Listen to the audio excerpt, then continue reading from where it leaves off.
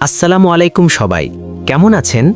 আজ গোবিন্দগঞ্জ সরকারি কলেজে শিক্ষার্থীদের মাঝে দায়িত্ববোধ ও অনুপ্রেরণার এক সুন্দর বার্তা তুলে ধরেন সম্মানিত অধ্যক্ষ মোহাম্মদ বশির আহমেদ স্যার।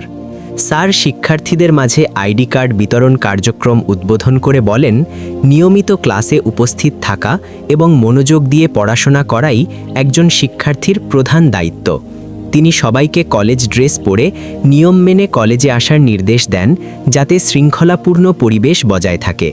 স্যার আরও জানান, শিক্ষার্থীদের আনন্দ ও বাস্তব অভিজ্ঞতা অর্জনের জন্য কলেজ থেকে শিক্ষা সফরের আয়োজন করা হবে। এতে শিক্ষার্থীরা পড়াশোনার পাশাপাশি ঐক্য, বন্ধুত্ব এবং স্মরণীয় অভিজ্ঞতা লাভ করবে।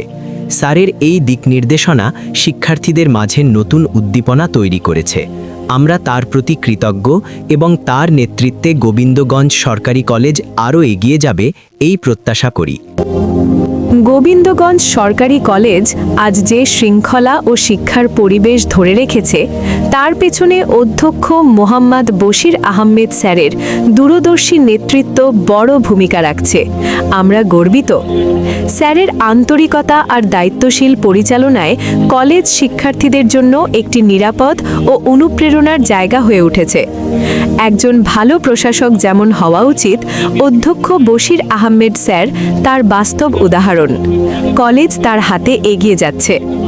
গোবিন্দগঞ্জ সরকারি কলেজ শুধু শিক্ষা নয়, চরিত্র গঠনের জায়গা, আর এই পরিবেশ তৈরিতে স্যারের অবদান স্মরণীয়। শিক্ষার্থীদের ভবিষ্যৎ নিয়ে যিনি এতটা ভাবেন, এমন অধ্যক্ষ পাওয়া সত্যিই সৌভাগ্যের বিষয়।